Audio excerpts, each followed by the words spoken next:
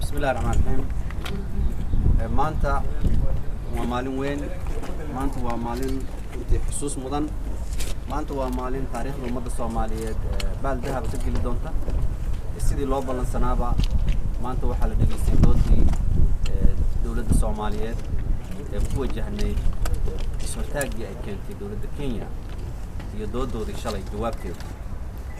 sida caalamka oo dhan lagala socday dhammaantiinna aad wada arkayseen runtii waxay ahayd maalin emotional ah, waxay ahayd maalin ay dawladda Soomaaliyeed xaqeedii oo sax ah ee muujisay, maalin aan practice gareynay xuquuqda aan ku leenahay in front of international law ama xuquuqda ay dawladda Soomaaliyeed ku leedahay qawaaniinta caalamiga ah iyo maxkamadda caalamiga horteeda.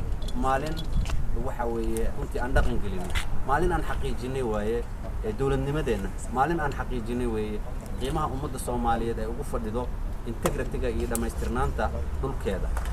sidaad arkayseenna dhammaantiin waxaan filayaa inaad ka dheragsan tihiin doodii maanta ay dawladda Soomaaliyeed ay meesha ka jeedisay oo ahayd dood cad oo ku salaysan run, oo ku salaysan qawaaniin, oo ku salaysan based on facts, based on documenting ku salaysan ayay ahayd.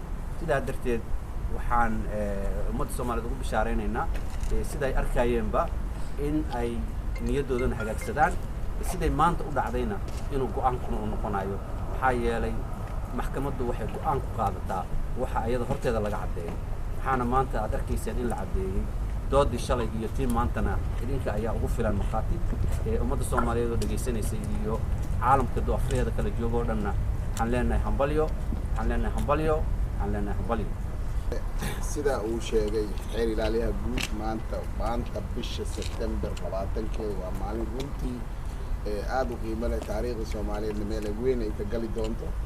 Kenya waxay ku cadoonaysay maanta ay leeyahay Soomaaliya keeskan maxkamadda ma qaadin karto, waxay ku cadoonaysay waa la ogaaday sirteeda banaanka la soo saaray. ujeedada ay ka leedahay waxa waaye Kenya arjigay u diratay United Nations qolada markilo u qaabilsan continental shelf-ka Soomaaliya arjigeedu waa wuxuu ku jiraa Q-gii 74 sanadkii haddii oo 3 arji la qiimeeyo 2033 ay qaadanaysaa. Kenya waxay ku doodaysaa in arinta Soomaaliya iyo Kenya ka dhaxaysa la xalliyo.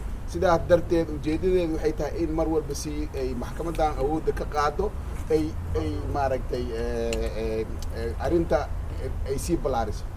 Soomaaliya waxay ku dooday maadaama Kenya ay ka mid tahay wadamada faqriga ka mid ah Afrika ka jiro, waxa ay la diidan tahay in meelaha la isku haysto iyadana maaragtay qaybtay maaragtay ka leedahay oo dhulka haddii la qaybiyo maaragtay sida ay ku doodayso annaga waxaan leenahay perpendicular, iyagana waxay leeyihiin parallelka. marka qaybteeda ha qaataan oo haddii wax ugu jira kheyraadkooda ha raadsada maadaama waddan faqri iyo sababtay u diidan yihiin ma naqaan. ayaa maxkamadeena dooyaradeena ay ku doodeen, waa aragteen runtii waxay soo bandhigeen waxyaabaha runtii oo sharciyan iyo ficiliyan dood kasta ay ku doodeen. shalay ay ku candoonayeen memorandum of understanding ay lahaayeen memorandum of understandingaas kaas heshiiska afgaradka ay lahaayeen kaasaa maarkino annagana xukumo. maanta waxaan caddeynay inay kaas waxba ka jirin. marka runtii looyaradeena howl weyn ay qabatay, dawladda Soomaaliyeedna howl weyn ay qabatay. kulligeen waa faraxsanahay, idinkana waa faraxsantihiin. waxaan rajaynaynaa guul.